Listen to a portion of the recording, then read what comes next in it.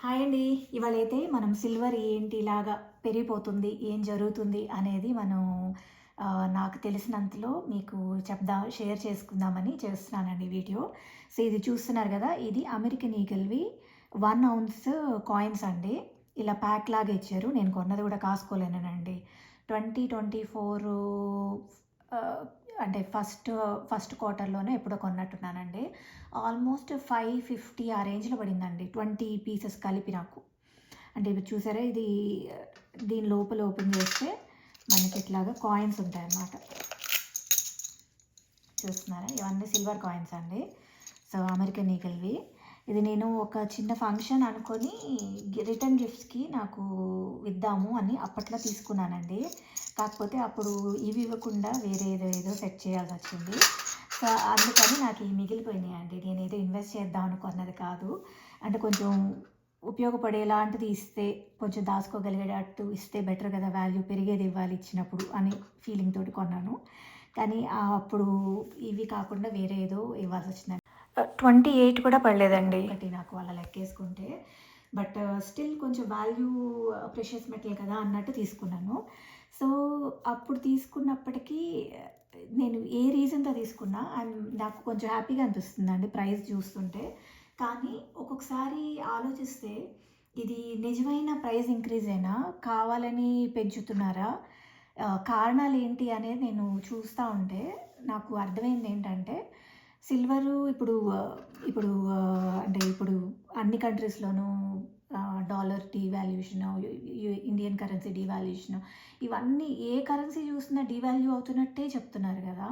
So, అందుకని జనాలకి ఇంకా వేరే ఆల్టర్‌నేటివ్ ఇన్వెస్ట్‌మెంట్ అంటే గోల్డ్ చేయాలి. అండ్ సిల్వర్ గూడా ఒక మంచి ప్రెషియస్ మెటలే. కానీ గోల్డ్ కంటే సిల్వర్ ఎందుకు పెరుగుతుంది అని మనం చూస్తే దాని యూసేజ్ పెరుగుతున్నట్టు తెలుస్తుందండి. యూసేజ్ ఏంటంటే ఇప్పుడు సోలార్ ప్యానెల్స్‌లో వాడతారంట. అలా కాకుండా మన ఎలక్ట్రిక్ వాటిల్లో కూడా సిల్వర్‌ని వాడుతున్నారంటండి. ఇప్పుడు కొత్తగా వచ్చిన మన ఏఐ బూమ్‌కి వాళ్ళు ఇండస్ట్రియల్ వాళ్ళు కూడా ఈ మెటల్ మీద ఇన్వెస్ట్ చేయడం వలన గోల్డ్ కంటే ఎక్కువ ఎక్కువ పర్సెంటేజ్ సిల్వర్ పెరిగిందన్నట్టు అర్థమైందండి నాకైతే.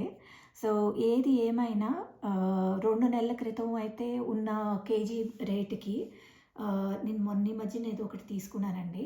కేజీ ఇండియాలో అయితే 1,60,000 ఆ ప్రైస్‌లో చూసానండి.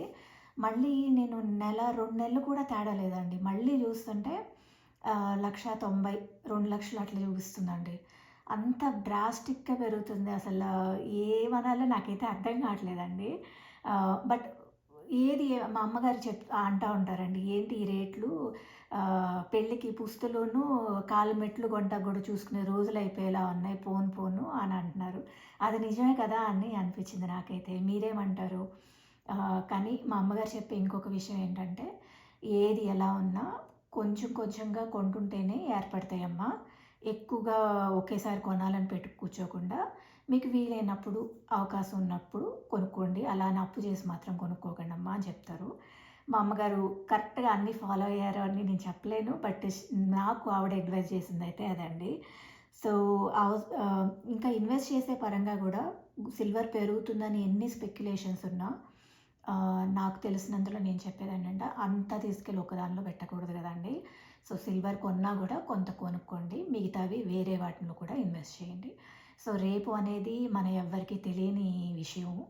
అండ్ అన్‌సర్టెన్‌గా ఉంటున్న రోజుల్లో. సో, ఉన్నది మాత్రం తొందరపడి ఎక్కువగా ఖర్చు పెట్టుకోకండి. కొంచెం ఉంచుకొని ఇన్వెస్ట్ చేసే అమౌంట్‌లో కొంత దీంట్లో, కొంత దాంట్లో అన్నట్టు అట్లా విడివిడిగా ఇన్వెస్ట్ చేసుకోండి. ఇది నా సలహానే. నేను కూడా పాటించే విషయమే మీకు చెప్తున్నాను.